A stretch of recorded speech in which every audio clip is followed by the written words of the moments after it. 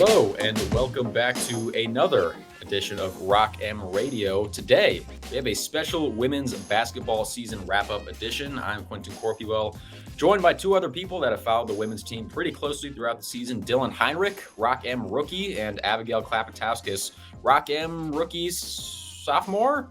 More experienced than Dylan, but two relatively new members, but we are happy to have them on to discuss what was a tumultuous season for Robin Pingeton's crew that came to an end a little bit ago at the hands of Florida in the SEC tournament.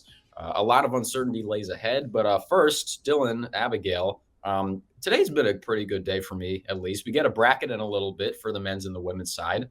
Dylan, I'll start with you because you're closest to me in virtual proximity. How are you? I'm doing very good. Enjoying a lot of great basketball that's been going on. It's been fun to watch the men's and the women's side. There's been a lot of great finals. Like Drake won it on a buzzer beater in the women's bracket earlier today. That was a very fun one. But I'm excited for March Madness to finally kick into gear, even if the Missouri Tigers will not be part of it in any capacity. Abigail, how about you? I hail from Dubuque, Iowa, so I'm a huge Iowa State Cyclones fan, and they had a nice little defeat of the number one team in the nation last night. So I'm just riding that high. It's St. Patrick's Day. I've got my green on. It's a beautiful day outside.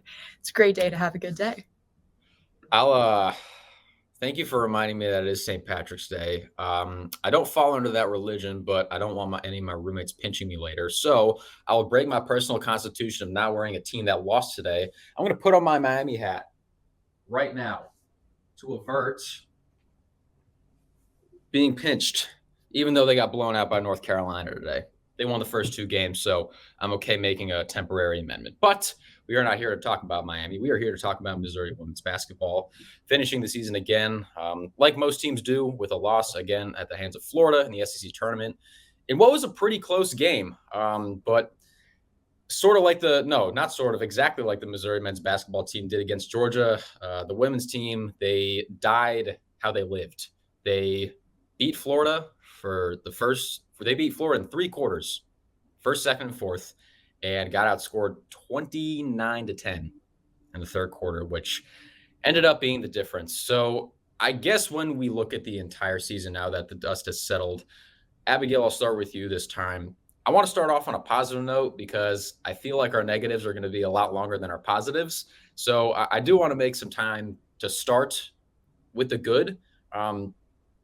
What did you see this season that made you happy amidst a lot of defeat, especially consecutive defeat to end the season? What got you smiling a little bit? Yeah, I love starting on a positive note. In preparing for this show, I looked back at Robin Pingeton's quotes after last season when they were also kind of in a similar negative boat. And she was very excited about the prospective recruits they brought in, this new class. They would have a lot of freshmen. She was excited about Grace Slaughter. And she talked about the excitement in developing Mama Dembele as a, quote, quarterback of the team. And I think when I look back on this women's basketball season, I'm most excited about Mama Dembele finally stepping into the fully imagined quarterback, assist, stealing, triple threat that she is, nearly doubled and tripled her career highs in every statistical category this season.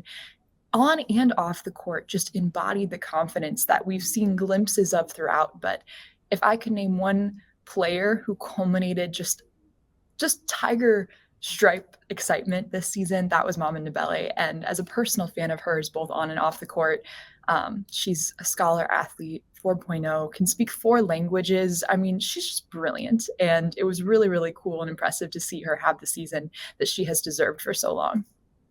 Dylan, what about you? Yeah, I mean, you mentioned two names there. You talked about Mama Dembele a lot. The other name is Grace Slaughter. As Quentin knows, I've been a Slaughter super fan from basically day one. And as a freshman, she is the embodiment of consistency. One of the top minute getters. I believe she didn't miss a game. She only missed one start due to senior day. She was just constantly putting up 10-ish points, making a couple threes a game, slowly getting better and better and more physical on the defensive end. I'm very excited with what Slaughter was able to do just in her freshman campaign and start to see some of those glimpses, like what can she do from the three-point line? What can she do inside the arc? Becoming that three-level scorer, can use her left hand as well as her right. And then just seeing her improve as a defender and as a physical presence slowly over on. I think that is the main takeaway. The entire freshman class was great, but it all started and ended with Grace Slaughter. Yeah, and like Abigail said, Grace Slaughter was, I think, the one out of the freshmen that Robin was very quick to praise early on in the season. Grace Slaughter was definitely the number one. I think if you talk to a lot of people around that program, they would have said, "Oh, she's got the it factor." Like it's a very immediate.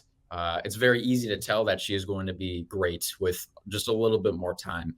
And yeah, Dylan, as you said, she is. I think she's a very complete scorer already, just as a freshman. Especially in that back to the basket game. She looked very, very comfortable when she had her back to the basket.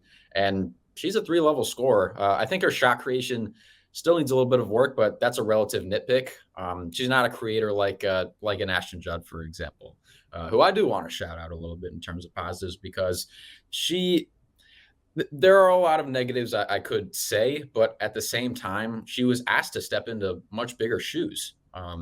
Than last season. She took a backseat to Haley Troop and Sarah Rose Smith and Lauren Hansen offensively, and with all of them gone, she needed to play a bigger role. And she talked about what that meant for her before the season, and she increased her points per game count by around 10. And even though her efficiency numbers were not the best, she looked a lot more confident with the ball, especially even when she had games where she was 0 of 8 from the field or like 0 of 6 from 3. She'd still shoot with the same confidence that she shot it the first time that game. And I think mentally, that's really impressive because it's very easy to stop shooting. It's very easy to become a shell of yourself once you start struggling, but that was never really the case with her. So I was always impressed with that. Are there any other positives before we move on to negatives? I want to make as much space as possible for that, just so this episode isn't all bad and bad.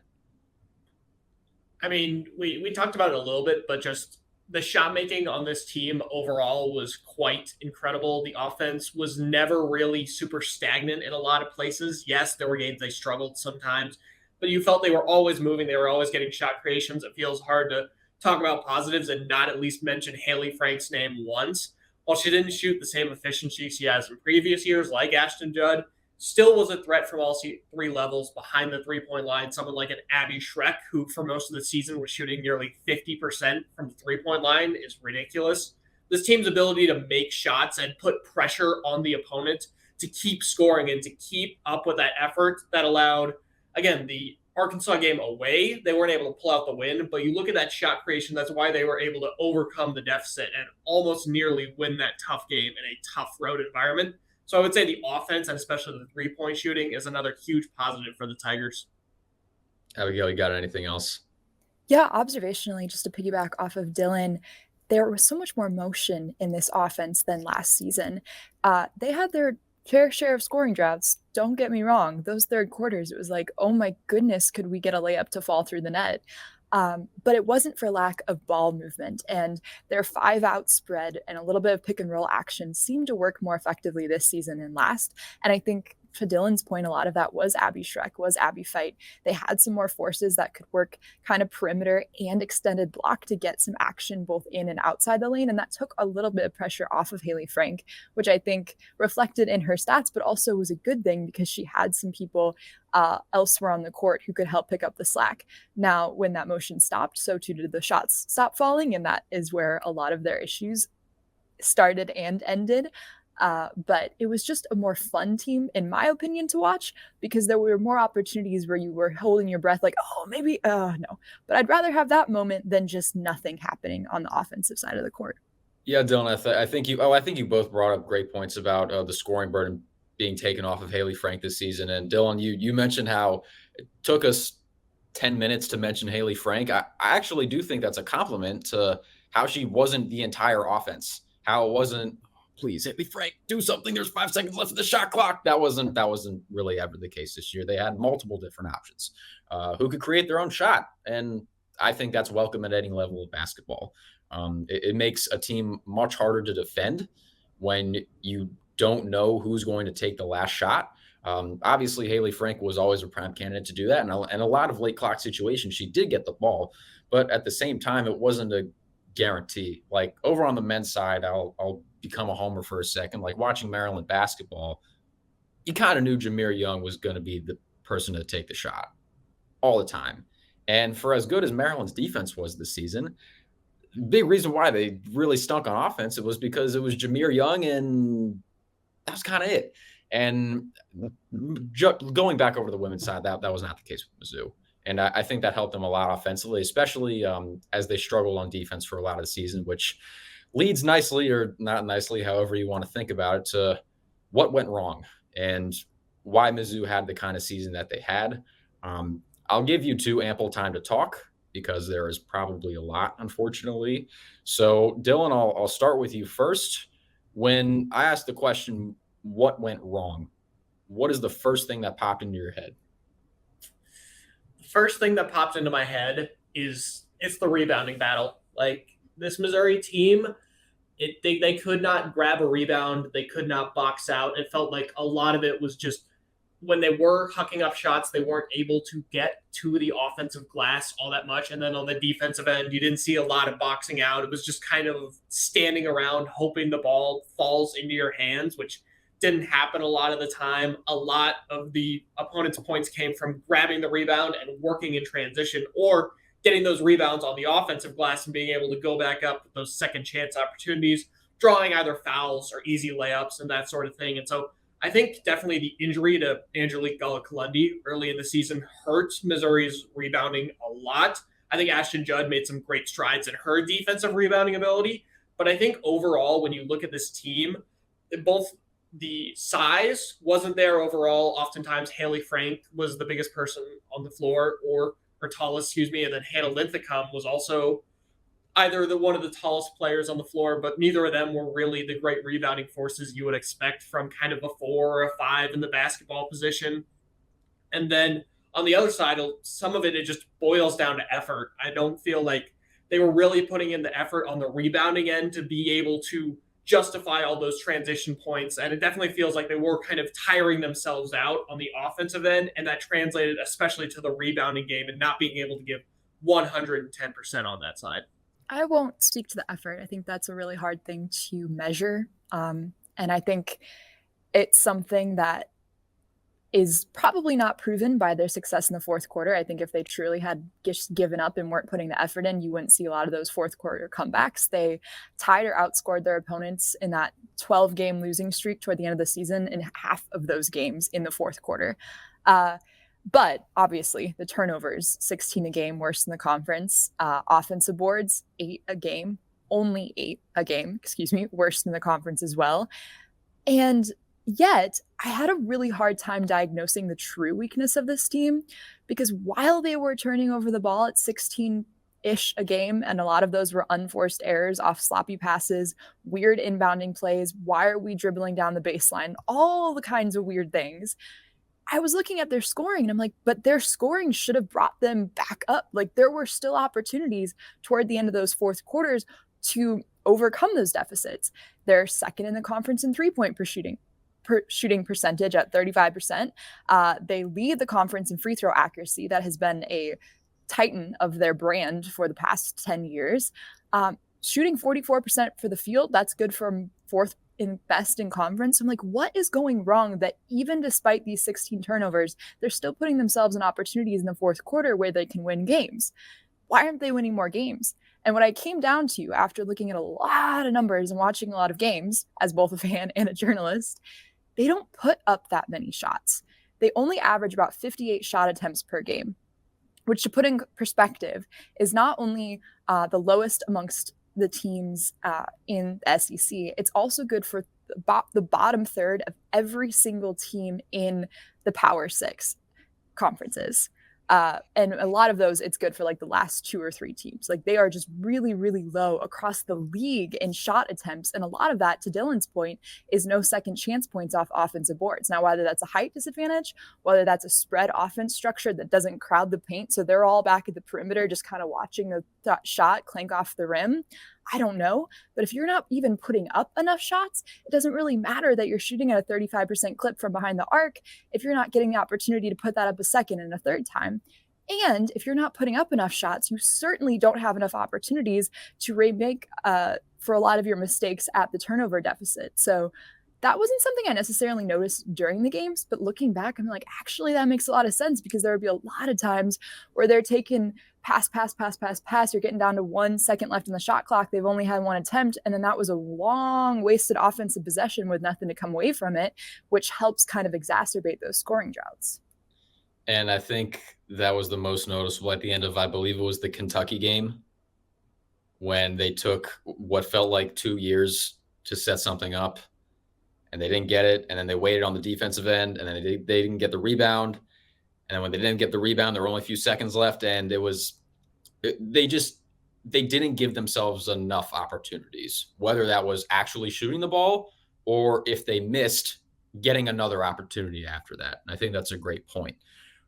The first thing that popped into my head was fundamentals on both ends of the floor, just super elementary stuff that was super frustrating to watch, I think, for a lot of people, because we know that they're good enough to compete with teams that are going dancing, teams that are set to dance. But far too many times, whether you want to look at turnovers per game, missed defensive rotations, failures in communication on both ends of the floor, that all brought them down. They kept shooting themselves in the foot and they couldn't remedy it, even if they were efficient. And Dylan, I remember when we were at the St. Louis game after they had 93 points hung on them by SLU. And I believe when we asked Robin, hey, what happened? We didn't ask that verbatim, but we were like, what'd you see? And she seemed so distraught over how poor the defensive communication was. And we were right by the court, even though the band was right behind us and we could barely hear anything.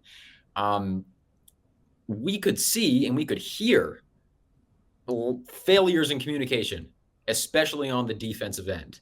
And I look at another team, like I was looking through Missouri's history, and I look back at that 2018 tournament game against Florida Gulf Coast, where they lost 80-70 to Florida Gulf Coast, who, by the way, I want to make this, I want to get this out into the world more, how dominant FGCU has been at the women's level since they moved up to Division I in 2007. I think they won 22 games their first year, and that is the fewest games they've won since. And during their 4-year transition period, the postseason ban the NCAA has, where a team that moves up to Division I can't play in the tournament for 4 years, they went 64-13 in conference play. And throughout this whole time, they've had the same head coach, very similar system. And when I watch them, last year, they beat Washington State in the first round, again, as a 12 seed. And when I watch them, especially when they play Mizzou, there's this potency about them.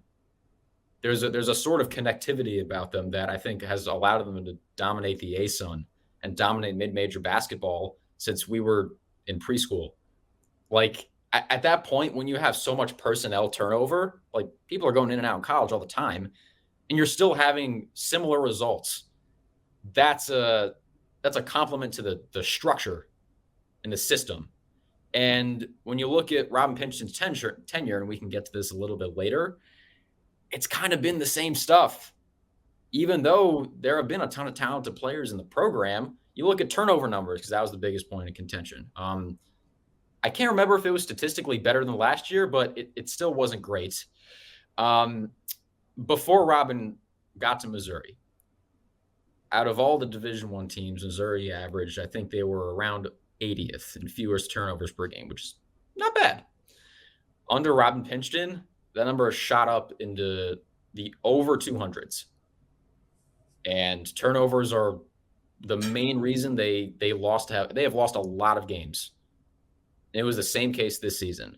And as you two have said, a lot of those were unforced. Whether it's miscommunications on cuts, I remember 7 seconds into the Texas A&M game, Ashton Judge traveled. And I just really would like to see how they practice. Because like Florida Gulf Coast, if you're getting those same results, if you look at turnover percentage over the past 17 years, it's been 17 years since 2007. That's kind of ridiculous. They are consistently in the top 20. I think they've only missed the top 20 twice Missouri is obviously not that. And again, like post entries is another one. There were some post entries that you're taught in elementary, like middle school, how to throw a proper post entry. And not that I could do it any better than them, but some of the ones that they threw were really questionable. And that's more of a smaller thing, but the fundamentals were really frustrating to watch. And I'll shut up now because I realize I've been talking for a while, and I'm surprised we've gotten this far in, and I've only done this once. But Dylan or Abigail, I'll let you take the wheel now. Do you feel that? Like did that make sense?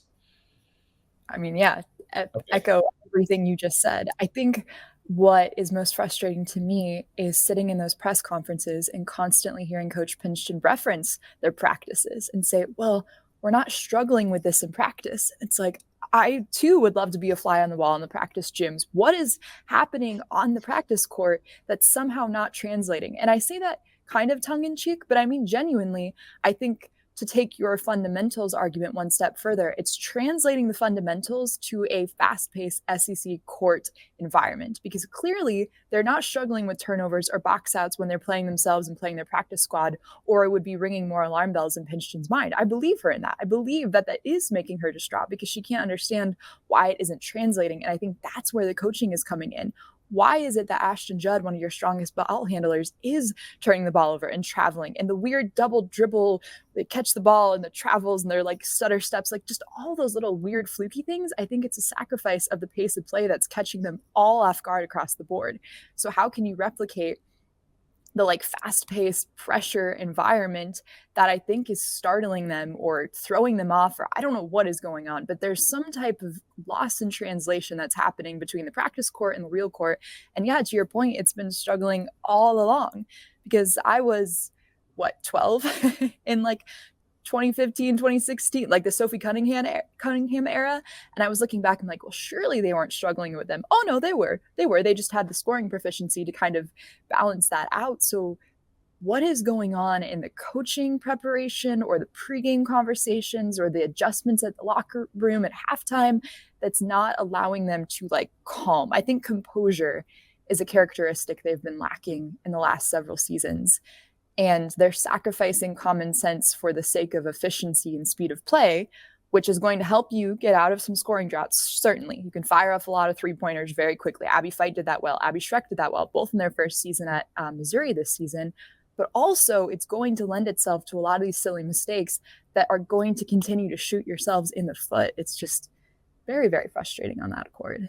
Dylan, I'm assuming you agree. Do you have a magic elixir that just kind of fixes all of this? I wish I said I could, Abigail, but you made some very good points. Another thing I wanted to touch on that Q said was those post-up plays. Again, part of it I think is not proficiently teaching that in practice or being able to see it. I also think it's like they don't have a lot of experience. Like they don't have a lot of post-up players. Like you can talk about Abby Feit and then someone like a Haley Frank. They're very good players, but they're very much perimeter oriented. They're forwards that operate more so like guards. Angelique Galaklendi saw very limited minutes before her injury, and then Hannah Linthicum isn't quite the scorer you'd like her to be yet, so she doesn't play with her back to the basket a lot. Grace Slaughter, I think, is one of those players who will get a lot better with her back to the basket. That's one of her main skills, but it wasn't something that she was really focusing on in her freshman year. So I think when you look at these post-up opportunities, they don't do them a lot because it doesn't feel like they may have practiced them a lot because they don't have a lot of players who have that sort of skill set or that ability who were a part of the roster this past year. And so maybe those passes don't feel as natural whenever, hey, there's an opportunity to post up. It's not something that's quite been clicking for this team yet. And so since it's not working in a game and they don't quite have the personnel, it's something they kind of shied away from. And when they tried it, like Hewitt mentioned, it often ended in a turnover or a swat away or just a complete explosion on the offensive end. And I think the personnel changes and the rotations kind of point to another, I don't know if I would go so far as to say issue, but curious coaching decision on Pingeton's behalf, which is her substitutions. She substitutes players more quickly than most coaches in the women's league, at least from my observations, especially last season. Just constant overturn in the on-court roster which lends itself to a lot of those miscommunications that you're talking about that lead to weird, strange cross-court passes that, of course, aren't landing unless you're Mama Dembele, and you're just really, really good at that because you're like leading the league. The substitutions are just really strange. And I don't know if that means that she thinks she had a deeper roster, a more talented roster than we were able to see. If she thought that, maybe it would help kind of catalyze some offensive momentum if you're constantly rotating through the bench. But it's okay if you have your top 7 women and they're the ones dominating the court. That's all right. Like, especially with how young of a roster she had. Now, of course, Grace Slaughter and Abby Schreck are going to break my point here because they were phenomenal and they were one of the youngest starting lineups in the SEC and they did a great job. But it's okay if Hilke is not seeing the minutes yet. Like, she will get there. I don't think she had the confidence until later in the season where she was maybe like comfortable for the full minutes that she was seeing on the court. So I don't know, just another coaching decision to throw out there into the mix. It's tough to criticize, but I think it's very, very valid, especially because a lot of it led to, again, the cascades that would end up in defeats against like Kansas State, Virginia, SLU, LSU. Like, there were so many games where they let one 10-minute stretch outweigh the other 30. And a lot of it had to do with what we just talked about. And so I think those are all very valid points. I do want to sort of take a negativity break real quick. I want to hand out some superlatives. I want to hand out a few awards because, again, as we said at the beginning, there was good. And I'll start with Abigail on this one, with who you believe was the MVP from this season. You can go the route of, if Mizzou had lost this player, they would have sunk the most. You could go from who was statistically the best. You can have your own criteria. I personally do not care. But if you were on a hypothetical awards committee, who would you award the 2023-24 Mizzou women's basketball MVP to? I got to give it to Abby Schreck, not only because of her name, but I think she had the most consistent tenacity of all of the youngsters on this team. And she did not care if her shots weren't falling in the first quarter. She was going to continue to try to hit those 3-point shots. And that tenacity, I think, is what dug Missouri out of a lot of their games. At Texas A&M games, she put them back in the game. Kentucky tried to put them back in the game. And I think looking at her from the perspective of a freshman, where her mentality is at already, and that I'm wide open, I might as well. Or even better yet, I'm open, but I see if I do a quick bounce pass, I can draw this defender and that person's going to be wide open underneath the net. Like, she already is starting to have the court awareness that you sometimes don't see develop in players until their sophomore, junior season. So that is really gives me a lot of hope. But I think for her sheer gut of, I have an open shot and I know I'm a really strong shooter and I'm shooting at the clip of 45-50% a game, I'm going to take it. That kind of guts is not something we've seen out of this Missouri brand for a while. And I think that was day in, day out, the most impressive to me. She always drew my eye of like, oh, Abby Schreck, like out of nowhere from the 3-point. That's awesome. Okay, Abigail Hipster-Tauskas, that was not who I thought you were going to pick, but I already shouted out Mama Dembele. I mean, like, she's like the obvious opportunity. I love Mama Dembele. Also, quick note, Abby Schreck was a 2 or 3 sport athlete in high school. Super phenomenal. She wants to be a PE teacher in the future, which I think is super cool. Can you imagine going up against Abby Schreck in like your 5th grade pickup basketball game? Like, she's going to be the coolest PE teacher ever. That would be kind of awesome. That would make me a better basketball player, to be completely honest. I'm thinking back to my elementary school PE teacher, who was probably one of the most out of shape people I've ever met in my life. So I definitely think that would have benefited me more as a basketball player if I had Abby Schreck. But Dylan, going over to you, who do you have as your team MVP this season? I know we've shouted out a lot of players, and I know Abigail didn't go with the Mama Dembele route. I'm going to go with Mama Dembele. I think that, again, she was also very consistent. There was a stretch of 3 games where Haley Frank was out during SEC play. While Missouri didn't win any of those games, Mama Dembele showed up and showed that she could definitely be the leader that Missouri needed during those times. You talked about all of her stats increasing. Of course, the assists got better, the steals got better. She made the all-defensive team in addition to the scholar athlete that Abigail mentioned earlier. she was an absolute menace. You could not rest on her. I don't remember a game where there was a point guard that really burned her on the defensive end. I feel like she was very good at shutting down the opponents, especially their guard play.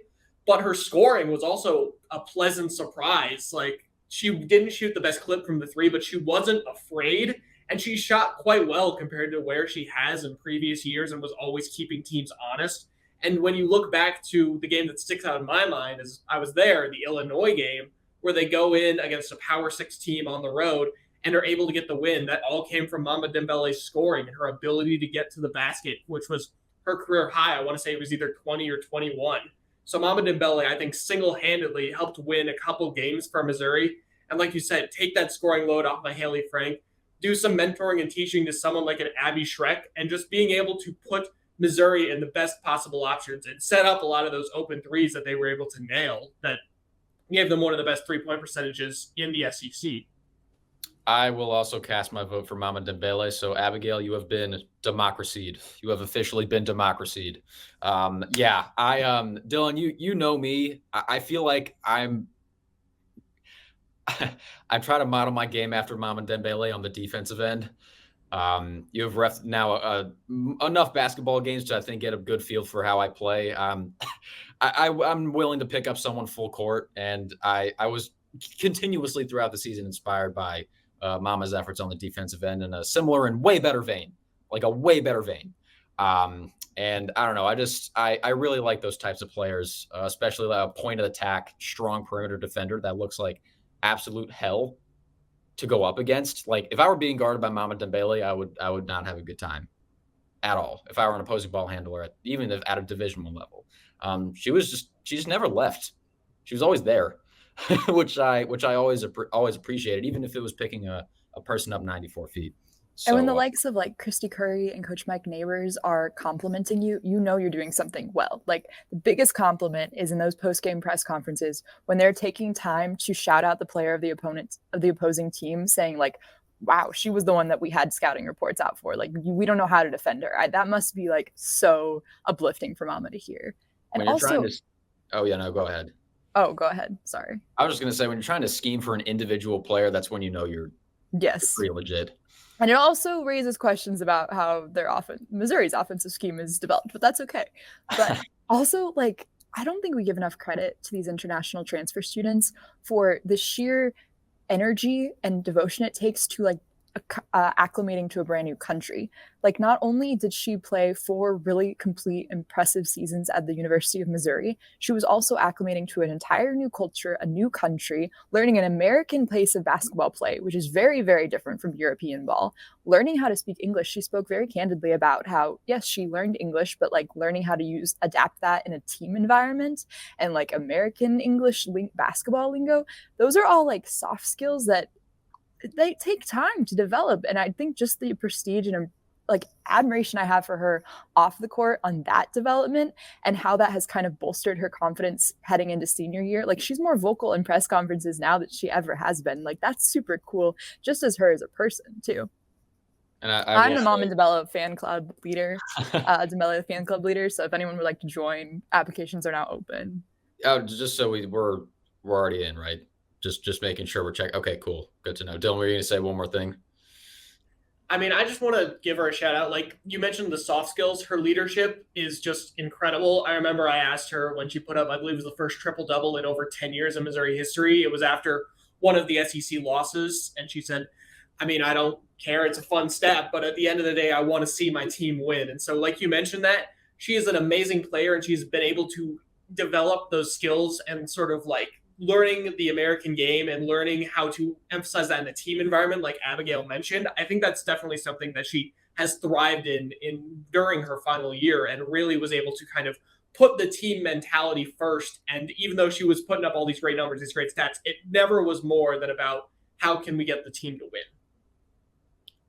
Team morale always went up after her press conferences. Like, you couldn't see it, but there was that little like 2K thing where like the arrow would go up after you gave a really team-centric answer at a press conference. That was always her, and I really appreciated that. Also, side note, I feel like if I had to learn American as a second or a third or not a first language, I feel like that would be one of the harder ones to learn. So I really respect anyone that does it. because it is a very confusing language. But Mama seems to have done it. Moving Anyone on. know how to say cookies in Spanish? No, I don't. Oh, that took me a second. No, I don't. Unfortunately, even though I took 4 years of Spanish in high school, in middle and high school, I'm currently enrolled and I have no idea. I feel a little disappointed in myself, but then I hear other people say they didn't retain it, and I don't feel as bad. Moving on, though, real quick, I'm going to tab this the Courtney Vandersloot silent MVP. This is the person that maybe doesn't get as much recognition as other people on their team, but they played a very important role this season. Dylan, I'll start with you this time. Who is your Courtney Vandersloot? And I say this knowing that she's like a 5-time All-Star. Compared to the team that she's on, I would say she's a quieter MVP. Anyway, that's for another day. Dylan, who's your silent MVP in Missouri basketball? I mean, I woed say that this is definitely a tougher one because I also think Abigail stole my thunder. I was going to go with Abby Schreck early on, but I do think Hilka Fedrape, while she wasn't as confident and as boastatious as you'd expect from someone like her, again, you mentioned those transfers coming in, those international transfers. She's clearly someone who's still learning the game, who's trying to translate her skill set that she clearly has into the college game and didn't really look afraid. She was given those minutes, given those opportunities, put up against some of the best tall players in the SEC, just some of those post-up challenges that someone like Hilka Fedrabe at 6'5" is going to have to deal with later on. And I think that she was fully willing to embrace that challenge. I believe Quentin coined her the second best passer on the team, either her or Brady, one of my other writers. But at the end of the day, she has an extremely strong skill set. And I think that she is working really hard in her freshman year. And I think that this initial experience that Pingeton gave her is going to go a long way. And so I want to say major shout out to Hilka Fedrape and the minutes that she was able to continue to push in for Missouri. It's a good one. I like that answer. What about you, Abigail? I got to give my shout out to a graduating senior, that is Michael Linthicum. You say silent threat, although she's anything but quiet on the bench. She has been one of the loudest, proudest cheerleaders for this Missouri Tigers. She entered at kind of the exit of Sophie Cunningham, entered the program when hopes were mostly all and lost, and has just consistently been one of the most fun people for me to watch on the bench. I know bench energy is debated as to its actual influence on the court performance, but when you have a team that loses a lot of games and ends a lot of games in not very fun ways, I think the influence of Micah as a veteran leader and to her younger sisters, just her energy, she was always like slapping the court, jumping up and down, first person to hop off the bench. Like that means something, and it means something to the culture of this team. I believe she also ended her career, at least this season, with a perfect free throw shooting percentage. She was 1 of 1, so that's impressive. She's going to go for my MVP. I will also tab a Linthicum for my silent MVP. I'll tab the youngest one. Hannah Linthicum, I thought, was the silent MVP of this team, especially being thrown into the fire as a freshman. When you look at her one-on-one matchups throughout, especially the conference slate, not sure you're finding many tougher ones than she faced. And yeah, she got burned a few times, but that's what's going to happen against your Camila Cardosos of the world. It's tough, especially because most of her team was undersized for most of the season. But she never seemed afraid. And I always appreciated that, especially in the face of really tough competition. Before we do get out of here, because we do have to go in a few minutes, we do have to talk about the one tiger-sized elephant in the room. That didn't really land how I wanted it to. That sounded way cooler in my head. But the future of current head coach Robin Pingeton. Before the start of this past season, former Missouri Athletic Director Desiree Reed-Francois made expectations very clear for what she wanted the women's basketball team to accomplish this year. And even though she is not at Missouri anymore, they fell short. And Robin's seat has been warm for a little bit now, and this offseason raises a lot of questions and could potentially be a breaking point for those in charge. So, Abigail, I'll start with you. What do you think the future of Robin Pingeton looks like? And if that means she's not in Columbia anymore, who do you think could be the next person up? I think I have been very impressed with Robin Pingeton's culture changing abilities with the team. I say that though, and there were definitely some seasons that raised some eyebrows in the lofts of some players. They left the program. They drummed up some conversations about how Pingeton was in locker rooms. So there have been some question marks, but in general, it seems as though based on the players' interviews, both in press conferences, post-game, all of that, they like the sisterhood that is the Missouri women's basketball program. And you have to give credit to Robin Pingeton because she has been at the lead of that. However, I think there are two records that are really going to signify the end of her tenure here. That is that they've only made the NCAA tournament 4 times in 14 seasons, and those 4 times were all under Sophie Cunningham's reign. And they've only finished with 3 seasons with a winning record in the SEC. 3 seasons when she was hired in 2010. Granted, a few of those very early seasons were in the Big 12, but still, they weren't winning in those seasons either. There hasn't been that much winning. And at the end of the day, when you were hired in 2010, you're on your 14th year, there has to be more winning. If I look at comparable programs, the team that was the worst in the SEC when Robin Pingeton was hired to the Big 12, but we're going to stick to the SEC because that's a factor now, that was Ole Miss. They finished 3-13 in 2010, 2011. They have since had 3 more coaches since Renee Ladler in that season, and they've culminated in their current head coach, who has been to the NCAA tournament twice since 2018. They've shown that coach turnover promotes more winning, and that has just not been something that has happened under Pingeton. She's from Iowa. She's worked under Iowa head coach. She did some really good things at St. Ambrose. My dad actually reffed a couple of games under her tenure, so that's cool. But at some point, culture doesn't win championships. I can't believe I'm saying those words out loud, but it is true. And I think there are new, younger women, hopefully we get a woman in this position that also can, cultivate a positive culture and help cut the net. If I had to throw a person into the conversation, I'm not in the industry of poaching coaches, but other people are, so they can. I would reach out to Fairfield's head coach. Fairfield is currently number 25 in the nation. They're led by head coach Carly Thibault Dudonis. She is in her 2nd year. She just led the team to an overtime championship conference win over Niagara. Also, she already has experience recruiting high-power athletes in the SEC. She was the recruiting coordinator at Mississippi State when they appeared in back-to-back NCAA championships. She already knows what it takes to leverage recruiting power and bring in some good scouts. That has not been the case for several seasons back-to-back under Pingeton's tenure. She would be operating in a state that really, really values NIL and gives a lot of leverage to Missouri student athletes. I think she would appreciate those benefits. She prioritized high-pressure defenses. I think that fits well with Missouri, especially their younger squad, until they start developing as scorers, at least start on the defensive end. But she helped balance out Fairfield's offense this season, put them on the national stage. She's really, really cool. She's young. I would vote for her. I like that. Yeah, you made up a lot of great points. To talk more about Pingeton herself, I mean, you look at what this women's basketball team has accomplished. They did make 3 NCAA tournaments, but this is, again, in her tenure that's been about 14 years. You look at what Sydney Stein was able to accomplish during her reign. It was very similar. Sydney Stein's last year, she also finished 2-14. That was what time the Big 12. Now they finished 2-14 in the SEC. You feel a little bit of that serendipitous nature coming around.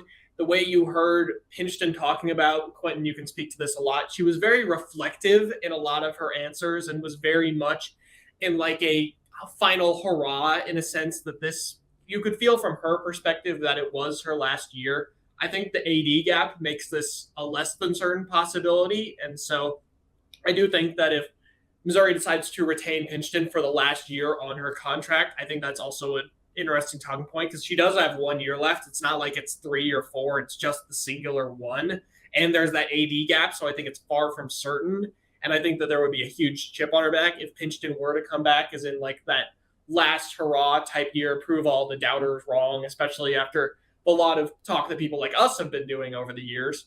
But if they make the decision to go away from Pingeton, my personal pick is UNLV head coach Lindy LaRocque. She played at the University of Stanford, was then an assistant at the University of Stanford, has seen high-level basketball carried that over into 3 years at UNLV. First year went 13-5, finished second in the conference, just missed the NCAA tournament. Next year went 15-3, and then made the first round of the NCAA tournament, then 18-0 in conference, made the first round of the NCAA tournament, now in her fourth year, at UNLV, when I believe it was 18-1 in the conference, won the conference tournament, and is once again leading the run in Rebels back to the NCAA tournament. They've been a top 25 team pretty much all year round. I think she's helped build one of the best young programs in the nation. Like you mentioned, another young, hungry coach that I think is really all about building culture, and something that the UNLV team is extremely good at is rebounding the ball, controlling the boards. And I think that in something like the SEC, that is going to be a huge aspect. When you talk about the SEC, you think big, physical, hard-nosed basketball, both on the men and the women's side. And I think Lindy LaRoque, even coming from a smaller conference like the Mountain West, would be able to make that transition almost seamless compared to most other coaches trying to work at such a high level. I think those are two fantastic coaching recommendations. So I'll simply take the boring route and agree with both of you. Apologies for being neutral and boring, but I really don't have anything else other than those two that you just named. But yeah, I am always for neutral, Quentin. What's up? I said you're so very rarely neutral. This is interesting. Really? Are you sure? I feel like I'm Switzerland more often than not. And I feel like I've tried to rebel against modern sports media as much as possible. Well, that is true. A strong take. You're always respectful. Yeah, I just don't think it's super productive, but I understand why it happens. But that's a conversation for another day. I will say this about Pingeton before we get to very quick season summaries before we get out of here. I think, and this isn't to excuse what Missouri, I guess, hasn't done, but they're in a conference surrounded by excellence. And when you're in a conference surrounded by excellence, Missouri baseball's had this problem for a long time now. That exacerbates non-excellence. Like LSU is a defending national champion. South Carolina's been a Death Star forever, still haven't lost a game. Both Mississippi schools have had runs. Like even though Ole Miss was an 8 seed last year, they beat Stanford and they're probably going to go back to the tournament again. Oh yeah, absolutely. Yeah. Mississippi State was in the national championship and was good throughout the mid 2010s. Tennessee literally has never missed an NCAA tournament. Like they are in a conference where like these programs have like done stuff and they've been really productive and they have stuff to like show for them playing. What does Missouri have since Robin took over? A few NCAA tournament appearances. Even when they were a 5 seed, they lost in the first round. They haven't been to the Sweet 16. Like, it's a results-based business. It's a cliche. People say it all the time, but it's the truth. And as Abigail said, culture isn't a guaranteed championship winner. Even though, like, she's a wonderful person, which sucks. Like, I don't like talking negatively about wonderful people. Like, she's an awesome person. Like, she reminds me of, like, an elementary school art teacher that, like, really cares about her students, has her sleeves rolled up and is ready to come into work every day, ready to improve lives. That's the kind of vibe she gives off, and I will never not like someone like that. But they didn't win enough. And I think maybe Desiree bolting for Arizona, that might have bought her another year. We'll see. But I would understand if they moved on from her this offseason. And it would stink. But at some point, you got to win games. And that just hasn't been happening enough. I also think we have a tendency as sports journalists and people on Twitter who like the Missouri Tigers to say if someone has to leave, then we also have to rain on the parade of their entire legacy at a program. And that's not necessarily the case. We don't have to, discount all of the recruiting prowess that she's brought in. We don't have to discount the Sophie Cunningham era. We don't have to say, hey, Haley Frank has etched her name into the Missouri record books. That was part of Pingeton's reign. Like, she was a part of that power. Just because someone has maybe expired in the legacy they can leave at a program today, that doesn't mean that she's an awful person and that we have to throw the baby out with the bathwater for the entire 14 years she's invested in this program. A goodbye does not have to come with a negative barrage of also she's a terrible person. No, she's a good person who is probably more well-suited for a different position with a different program at some point. And that's okay. I think that's another another piece of the conversation that we often forget. It's like, well, then we, say goodbye and we also like just throw a barrage of hatred. No, that's not healthy, nor is that a good human being. So I, respect her. I think she's great. If she leaves, I have no ill will held against her because she's a good person. And I also, I feel bad for whoever's taken over, because I think that it's not just going to be a simple fix of putting a new person in the head coaching position. I think there are going to be a lot of fundamental things that need to be addressed, and that may not be able to change in one season. I mean, piggyback a little bit what Abigail says in the recruiting trail, for someone from Iowa, Pingeton did a really good job of implementing Missouri culture and Missouri pride in the Missouri Tigers. Obviously, you look at someone like Sophie Cunningham, Haley Frank, Grace Slaughter. Every time I talk to anyone who's the team who's from Missouri, they talk about the Missouri pride, how much the state and how much the university means to them as individuals. And I think Pingeton, focusing on those in-state recruits, has really done a lot of that. And as of right now, especially in some of the bigger sports, you get to the national recruiting stage, and it doesn't feel as much like there's any sense of Missouri pride. And as someone who is not from the state of Missouri, who has grown to kind of love the state, part of that has been through the women's basketball program and how much each of these individual players love playing for the team that represents the good old state of Missouri and its weird, funky outline. I drove through the Boot a few weeks ago for the first time. So we were at like 4.5 hours. I was like, why are we still here? That was a real culture shock for me. But look, Robin loved the game. She loves the game. But as softball coach Larissa Anderson says, game doesn't care. So game don't care. It sucks, but truth hurts sometimes. Okay. Quickly, before we get out of here, any final thoughts on the 23-24 season and what you might want to look forward to in the future? Dylan, I'll start with you. Yeah, I would say that the season definitely started out with a lot more hope than you'd expect. There were a lot of ups and downs, but non-conference play looked very strong. But I think we didn't talk enough about the injuries to Angelique Gala-Colundi and Avery Kroenke. Definitely derailed things. No Delilah Brown either.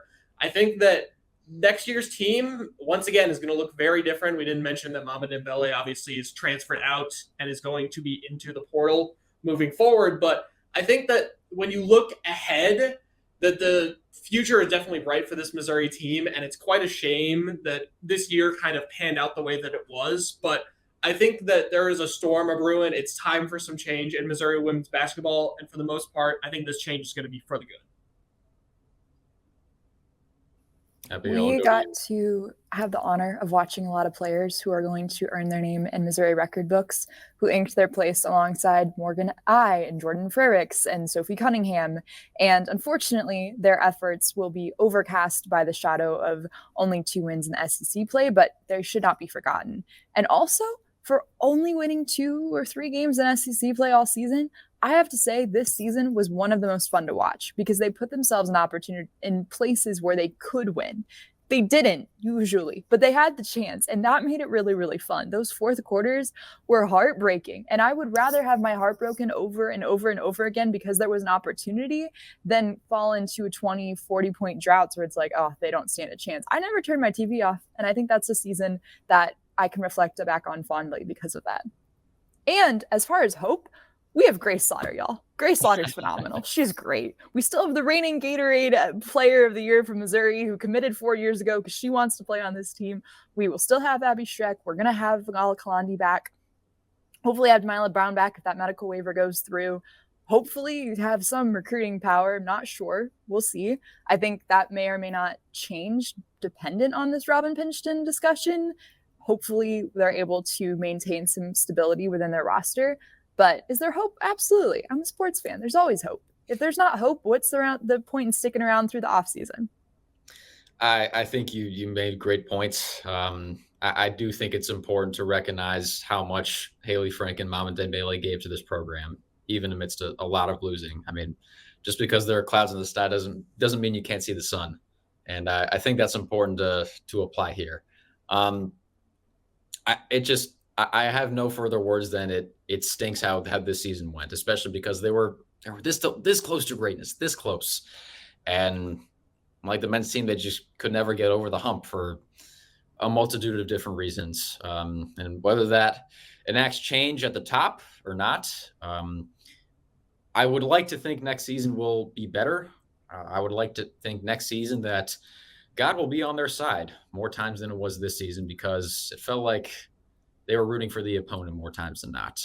But whether that was out of their control or not, I am very thankful I got to cover this team this season. Thank you to all the lovely people at Rock 'Em Nation, Karen Stager, Sam Snelling, and all the beautiful people at the top who gave us this opportunity to do this. And hopefully we'll be back again at some point in the future. But thank you all for listening. Dylan, Abigail, this was awesome. I appreciate you all joining to establish some closure, because I think that's an important part of really anything in life. So I'll see you all probably within the next few days or around. And to those still sticking around at the 58-minute mark, thank you. Thank you very much. We really appreciate your listenership. Be sure to subscribe to Rock M Radio. And you all have a wonderful Selection Sunday and a wonderful March Madness week. Raise the roof. That is worth raising the roof. So take care, y'all. Thank you, everyone, for tuning into Rock M Radio, a proud partner of Fans First Sports Network. If you enjoyed this episode and would like to see more just like it beamed directly into your personal device, just click the subscribe button below. And you can find this podcast through the Apple Podcast app or for iPhone, the Google Podcast app for Android, or whatever app you use to listen to your podcast. We are also available on Spotify. Just search for Rock M Radio. And if you like other sports, Fans First Sports Network is a podcast network that has coverage of all other teams, Major League Baseball, MLS, NFL, whatever you want to listen and read about. It is a great network full of really fantastic podcasts. So look them up and subscribe to any and all of those podcasts. Rock M Radio will be back with more episodes coming soon. Thanks.